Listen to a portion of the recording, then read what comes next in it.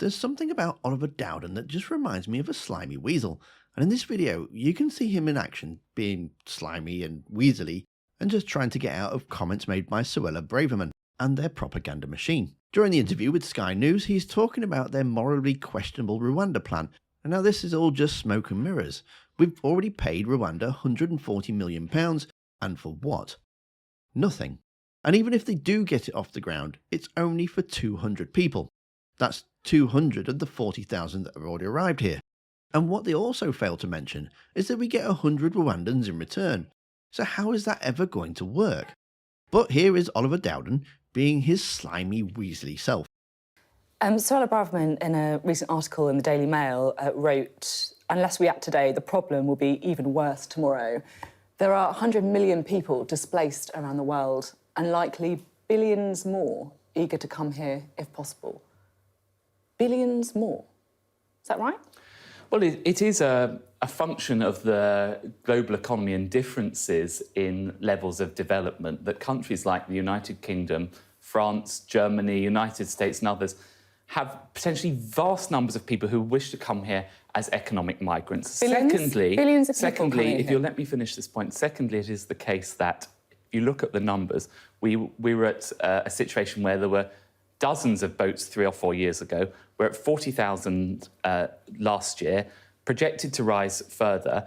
We have to be willing to put a stop to this, and there are very, very large numbers of people who could potentially wish to enter the United Kingdom and indeed other developed countries for economic migration reasons. 40,000, you say. Suella Braverman is saying billions. Come on, you know that's ridiculous. Well, I think, you know that's ludicrous. Sophie, I think you're taking two things slightly out of context. So what she's making the point, which is perfectly correct, which is that these numbers are increasing very, very rapidly. That is not the point she's making. And if we don't take action, the numbers could increase and increase and increase again. And the potential pool of people, which I think is what she's referring to with the billions, is the fact that if you look at a global population of, I think, of about 8 billion people, many billions of those people are not in economically developed countries like our own, so could potentially wish to migrate for economic reasons. And I think that's the argument she's making. I mean, Gary Lineker likens this kind of language to that used in 1930s Germany.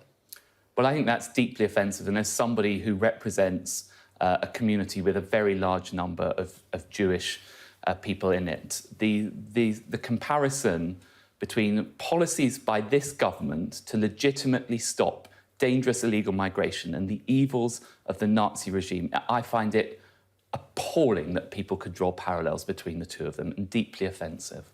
He tried to claim that being taken out of context and that language like that does not compare to the Nazis of 1930. But remember, the goal of the Nazi propaganda was to demonise Jews and create a climate of hostility and indifference towards their plight. Does that not sound familiar? And when questioned on why only right-wing propaganda news outlets were allowed on the trip, he couldn't answer, or at least didn't have an answer. If this is such a great policy, then why did the Home Secretary only invite right-leading media organisations to Rwanda with her? GB News, The Sun, The Express, The Mail, on that plane, not Sky News, not the BBC, not The Eye or The Guardian. Why are you scared of scrutiny? Forgive me, I don't know the details of who the Home Secretary I've just given you the details. I've just given you the details. And I've heard the details that you've given me. The logistics of a trip are a matter for the Home Secretary, probably not even for the Home Secretary, for her operations team. I'm sure there'll be plenty of opportunities for the BBC and for Sky to scrutinise the Home Secretary about it. And indeed, you have me in front of you this morning to talk to, and I'm delighted to be on Sky, as I always am. I do, and I'm glad you're delighted to be on the programme, but we've never had the chance to I have never had the chance to scrutinise the Home Secretary on this. Sky, alongside others, not invited on that trip. It does look like you're running away from scrutiny.